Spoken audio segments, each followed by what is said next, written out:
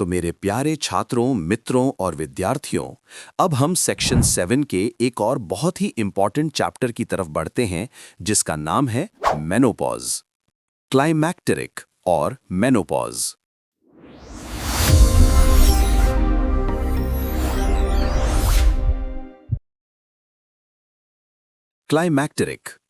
क्लाइमैक्टेरिक बुढ़ापे का वो समय है जब महिला का रिप्रोडक्टिव सिस्टम बदलावों से गुजरता है। इसका मुख्य कारण सेक्स हार्मोन्स, ईस्ट्रोजन और प्रोजेस्टेरॉन के सिक्रीशन में कमी आना है।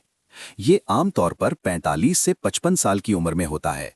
फीमेल्स में क्लाइमैक्टेरिक के साथ साथ मेनोपॉज भी होता है। मेनोपॉज को उस समय के रूप में डिफाइन किया जाता है जब मेंस्ट्रुएशन यानी महीनावारी हमेशा के लिए रुक जाती है। नॉर्मल कंडीशंस में ये 45 से 55 साल की उम्र के बीच होता है। मेनोपॉज कैसे होता है? हर महिला में इसका अनुभव अलग हो सकता है। 1. कुछ महिलाओं में पीरियड्स अचानक बंद हो जाते हैं। 2.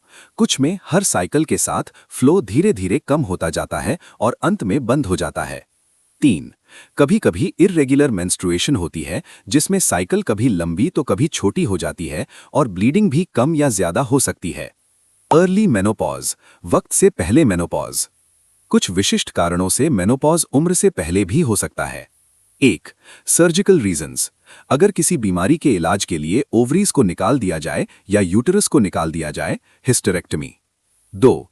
मेंस्ट्रुअल हिस्ट्री, जिन महिलाओं का मेंस्ट्रुअल साइकिल छोटा होता है उनमें मेनोपॉज उन महिलाओं के मुकाबले जल्दी आता है जिनका साइकिल लंबा होता है। 3. हैबिट्स, सिगरेट पीने वाली महिलाओं में मेनोपॉज वक्त से पहले शुरू हो जाता है। तो बच्चों, मेनोपॉज दरअसल ओवरीज के थक जाने और हार्मोन्स के कम होने की एक नेचुरल प्रोसेस है। अब हम मेनोपॉज के कारण और उसके बाद होने वाले बदलावों, पोस्ट मेनोपॉजल सिंड्रोम को विस्तार से लाइन बाय लाइन समझते हैं। गाड़ी स्टार्ट कर। चप्पल छूट गया। हम फर्स्ट। गाड़ी चला। कॉज फॉर मेनोपॉज, मेनोपॉज क्यों होता है? उम्र बढ़ने के साथ साथ ओवरीज सिकुड़ने लगती हैं, यानी एट्रोफी होने लगती है। इस वजह से मेंस्ट्रुअल साइकिल रुक जाता है और मेनोपॉज हो जाता है। एक महिला की सेक्सुअल लाइफ के दौरान लगभग 450 प्राइमोर्डियल फॉलिकल्स ही ग्राफियन फॉलिकल्स बनकर ओव्यूलेट कर पाते हैं, जबकि हजारों फॉलिकल्स डीजेनरेट हो जाते हैं। 45 साल की उम्र तक ओवरीज में बहुत कम प्राइमोर्डियल फॉलिकल्स बचते हैं जिन्हें एफएसएच और एलएच स्टिम्युलेट कर सकें। फॉलिकल्स की संख्या कम होने से ओवरी से ईस्ट्रोजन का बनना कम हो जाता है। जब ईस्ट्रोजन का सिक्रीशन लगभग 0 हो जाता है तब एफएसएच और एलएच लगातार निकलते रहते हैं क्योंकि फीडबैक रुक जाता है। अंत में जब सारे प्राइमोर्डियल फॉलिकल्स खत्म या एट्रोफीड हो जाते हैं तब ईस्ट्रोजन सिक्रीशन पूरी तरह बंद हो जाता है। पोस्ट मेनोपॉजल सिंड्रोम, मेनोपॉज के तुरंत बाद महिलाओं में जो सिम्टम्स दिखते हैं उनके समूह को पोस्ट मेनोपॉजल सिंड्रोम कहते हैं। इसमें फिजिकल, फिजियोलॉजिकल और साइकोलॉजिकल बदलाव आते हैं। कारण, इन सिम्टम्स का मुख्य कारण ईस्ट्रोजन और प्रोजेस्टेरॉन की कमी है। ये सिम्टम्स तब तक बने रह सकते हैं जब तक शरीर को इन हार्मोन्स की एब्सेंस यानी अनुपस्थिति की आदत न पड़ जाए। सिम्टम्स, ये जरूरी नहीं कि ये सभी महिलाओं में दिखें।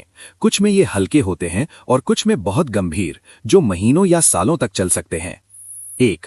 हॉट फ्लैशेस, इसमें त्वचा अचानक लाल हो जाती है। इसकी शुरुआत पेट में बेचैनी और ठंड से होती है, फिर सर की तरफ गर्मी महसूस होती है। इसके बाद चेहरा लाल हो जाता है, पसीना आता है और थकान, एग्जॉशन होती है। 2. वेसोमोटर इंस्टेबिलिटी, ब्लड प्रेशर में बड़ा उतार चढ़ाव हो सकता है। बीपी अचानक बढ़ जाता है और फिर खुद ब खुद नॉर्मल हो जाता है। 3. फटीग और नर्वसनेस, थकान और घबराहट। 4. इमोशनल आउटबर्स्ट, बिना वजह रोना। मेरा तो इतना लाइफ खराब हो गया है, इतना लाइफ खराब हो गया है मेरा। या गुस्सा आना। 5. मेंटल डिप्रेशन और इंसोम्निया, उदासी और नींद न आने की बीमारी। 6.